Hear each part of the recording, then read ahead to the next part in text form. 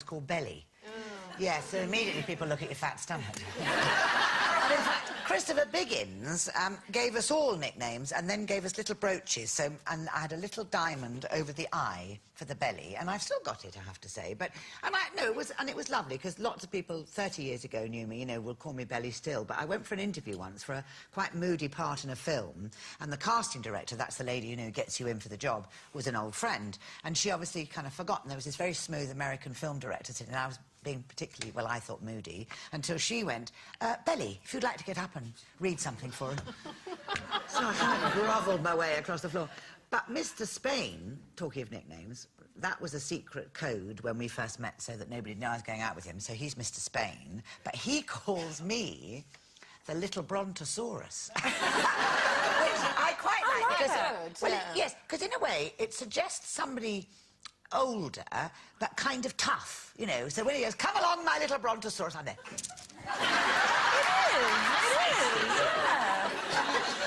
I like that. I like those little, you know, the little names that you give to friends, but it's a bit annoying when someone who doesn't know you uses them. Yes, do you know what I mean? Like, my two best friends are called Baby Chimp and Giant Chimp. So there's a giant chimp, there's a baby chimp, and there's my brother, he's the chimp, and then my other friend, who's called the chump, and then there's my other friend, Doogray, then there's Doogly, and then there's Dougly and Dougie, and then there's Basher, and then there's Chipstick, and then everybody's got a nickname in here, yeah, Bellas, and then Colleen, I call Tubbsy, and I've always called her that. I do, what? Honestly, and everybody gets upset about it. She doesn't get upset about it, because I've always called her that, and she's fine with it, so I haven't thought of one for Jane yet. No, but you will. Yet. Oh, but I will. But you and Mr. Ed. Mr. Ed, you said straight away Mr. Ed, and something about a horse, which we won't go into. But heard a talking horse? Yes, that's right. That's what I meant, ladies and gentlemen. Does he stand behind the barn door? Yes, that's the one. That's the one. Hi, I'm Mr. Ed. Yeah, Mr. Ed's shed now. Ed the shed. Yeah. Has it got one of those doors that opens halfway, like Mr. Ed? Yes. It actually has! Oh, no! So he really is a horse? Yes! Oh, well, say no more. Mr. Ed in his shed, yeah. You need to get him to lean out the top bit and go, "Hi, I'm Mr. Ed." And unless you're really old, you won't remember that. No, I do remember that. You can say, "Why the long face?" Yeah.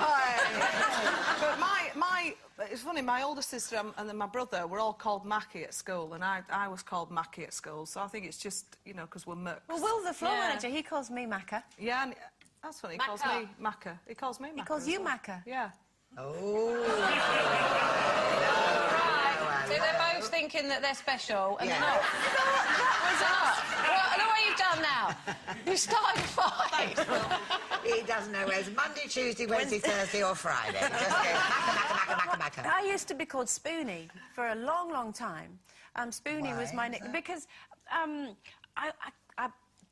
I get words wrong sometimes without meaning to, and it used to be called a spoonerism, where you know, I mean to say, like I say, emaciated instead of emancipated, and get it all. Oh, did it right? Yeah, okay. And so I just used to be called Spoonie, and it kind of stuck. But now I'm really clever. Nobody calls me that anymore. Doesn't anyone call you let them try. Doesn't anyone call you anything? I mean, has Steve got a nickname for you? Because Mark calls me Columbo because I'm always like a detective. I always know what he's been up to, and I was like, oh, I know what you've been up to. What have you been doing? Why are these curtains drawn?